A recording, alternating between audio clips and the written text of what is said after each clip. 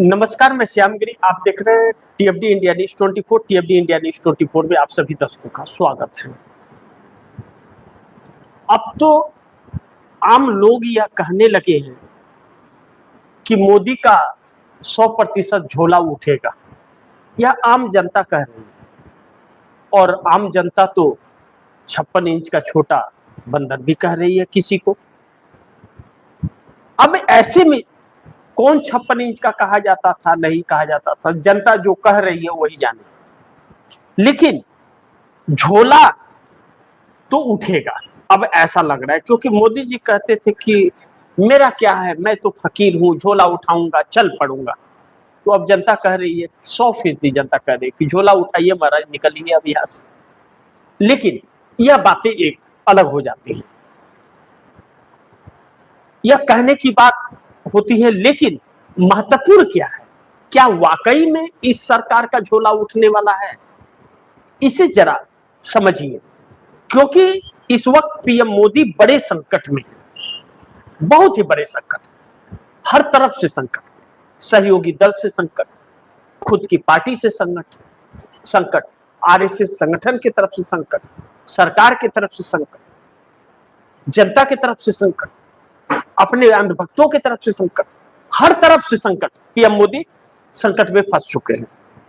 इसमें जब अचानक मोदी का संकट बढ़ गया है, तो इंडिया गठबंधन के पास अगर बहुमत के 280 सांसद आ गए, तो सोचिए कि मोदी का क्या हाल होगा।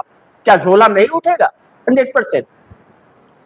अब ऐसे में एनडीए गठबंधन के अंदर हड़कंप मचेगा।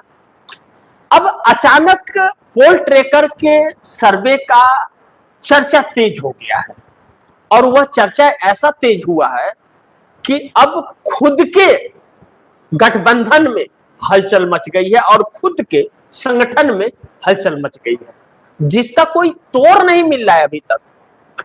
उस तोड़ को पाने के लिए मोदी सरकार वन नेशन वन इलेक्शन का फिर एक नायाब तरीका निकालने की कोशिश की है कि वन नेशन वन इलेक्शन के जरिए एक रिस्क लिया जा सकता है। तो वन नेशन वन इलेक्शन पर जो कमेटी के अंदर चर्चा चल रही है या बातचीत हो रही है, वह 2034 का है प्लान। 2034 के पहले वन नेशन वन इलेक्शन नहीं करा सकते, और मोदी सरकार 2029 में ही वन नेशन वन इलेक्शन करा लेना चाहती है। लेकिन वन नेशन वन इलेक्शन तो मोदी सरकार तब कराएगी जब मोदी सरकार बचेगी। क्या 2029 तक मोदी सरकार बची रह पाएगी? जो माहौल मोदी सरकार के खिलाफ बन रहा है, उसके मुताबिक मैं कह रहा हूं, उसके मुताबिक जो माहौल बन रहा है। अब इसी जरा समझने की कोशिश करें तो पोल ट्रैकर का सर्वे यह कहता है कि, बड़े ध्यान से समझिए, पोल ट्रैकर का सर्वे कहता है कि एनडीए गठबंधन आज चुनाव अगर लोकसभा को हुआ तो 240 सीटों पर सिमट जाएगा। यह कौन कह रहा है? पोल ट्रैकर का सर्वे कह रहा है। और इंडिया गठबंधन 280 सांसदों के साथ सरकार बना लेगा, यानी कि पूर्ण बहुमत इंडिया गठबंधन के पास आ जाएगा। और एनडीए गठबंधन अभी जो 293 पर है और भारतीय जनता पार्टी 240 पे है, तो 240 पे पूरा एनडीए गठबंधन अटक जाएगा। भारतीय जनता पार्टी बहुत कम सीटों पर आ जाएगी। लेकिन यह पिछले एक महीना पीछे का यह सर्वे है। अब तो हालात और गंभीर हो गए हैं। अब जो हालात जा रहे हैं उससे यह लगता है कि भारतीय जनता पार्टी 100 सीटें भी ला पाएगी या नहीं ला पाएगी। ऐसे में जब नरेंद्र मोदी की लोकप्रियता लगातार संकट में है और लगातार निचले पायदान पर है, तो फिर एनडीए गठबंधन को चुनाव कौन जिताएगा? वह कौन चेहरा होगा जिसके चेहरे पर चुनाव लड़ा जाएगा? मोदी स्वयं को बचने के लिए वह वन नेशन वन इलेक्शन कराना चाहते हैं, अलग अलग हथकंडे अपनाना चाहते हैं, और सर्वे कहता है कि मोदी के नाम पर वोट नहीं मिलेगा। लेकिन अब एनडीए गठबंधन और भाजपा की सरकार से लोग तंग हैं। सिर्फ चेहरा बदलने से काम नहीं चलेगा। अब तो एनडीए गठबंधन के ही खिलाफ लोग हो गए हैं। फिर तो एनडीए में रहने का फायदा क्या? फिर तो हर कोई अपने रास्ते तलाशने लगा है, जो मोदी सरकार के लिए एक बहुत बड़ा संकट उत्पन्न हो गया है। अब ऐसे में दूसरे दलों के आए हुए लोग 104 सांसद भारतीय जनता पार्टी के अंदर हैं, जो जीत के आए हुए सांसद 104 सांसद दूसरे दल के। अब जब यह हो गया कि मोदी के नाम पर वोट मिलेगा नहीं और मोदी के अलावा कोई चेहरा नहीं है, इसका मतलब हार पक्का है और ये पहले पता चल गया है। और माहौल भाजपा और एनडीए के खिलाफ और भी बिगड़ता जा रहा है, सुधरने की जगह बिगड़ता जा रहा है। और जो भी तरकीब निकाल रहा है सब बैकफायर कर रहा है। और जब बैकफायर कर रहा है तो फिर ऐसे में रास्ते तलाशना शुरू कर दिया है, लोगों ने रास्ते तलाशना शुरू कर दिया है। दूसरी बड़ी महत्वपूर्ण है कि इंडिया गठबंधन में 4 पार्टियां मुख्य रूप से काउंटिंग की जा रही हैं। वह कांग्रेस, समाजवादी पार्टी, उद्धव ठाकरे की शिवसेना और ममता बनर्जी, यह 4 पार्टियां। क्योंकि शरद पवार कभी हां कभी ना वाली स्थिति में है, कभी मोदी के साथ जा रहे हैं, मुलाकात कर रहे हैं, तो कभी कुछ कर रहे हैं। स्टालिन का यही हाल है। इन्हीं सबको देखते हुए शरद पवार और स्टालिन ने कदम एक बार फिर पीछे खींच लिया है, जो मोदी सरकार को समर्थन देने वाली थी डिलिमिटेशन पर, जिसका प्रयास अभी पिछले 3 दिन पहले तक किया गया था और साउथ के सभी मुख्यमंत्रियों को बुलाया गया था।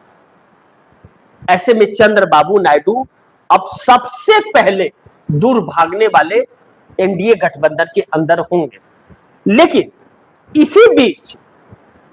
इसी बीच राहुल गांधी की महिलाओं की गूंज ने पुणे के अंदर जिस तरह से यह कार्यक्रम हुआ और लाखों की तादाद में महिलाएं एकत्रित हुई, उसने जो मोदी सरकार जिस महिला आरक्षण के पीछे छिपकर और राजनीति करना चाहती थी, उसी महिला आरक्षण और लाडली बहना का पोल खोल दिया बिना कुछ बोले हुए। मोदी जी ने जो कहा कि महिलाएं गाली दे वह सही नहीं है, बच्चे ने दिया, बच्चियों ने भी गालियां दिया। तो फिर राहुल गांधी ने 3 क्लिप्स जो सुनवाए, महिलाओं को लेकर कितना सम्मान है नरेंद्र मोदी के अंदर, भाजपा के अंदर कितना है, मनोहर लाल खट्टर को सुना दिया और आरएसएस के प्रमुख मोहन भागवत को सुना दिया। तीनों के नजर में महिलाएं सिर्फ एक इस्तेमाल की वस्तु हैं, यह साबित होता है। और यह बात महिला की करते हैं, वही महिला एकजुट होकर के राहुल गांधी को अपना हीरो और नायक बना रही थी। और जो आप बीती महिलाओं ने कहा, उससे अगर सरकार के अंदर थोड़ी भी शर्म होती तो चुल्लू भर पानी में कूद जाती।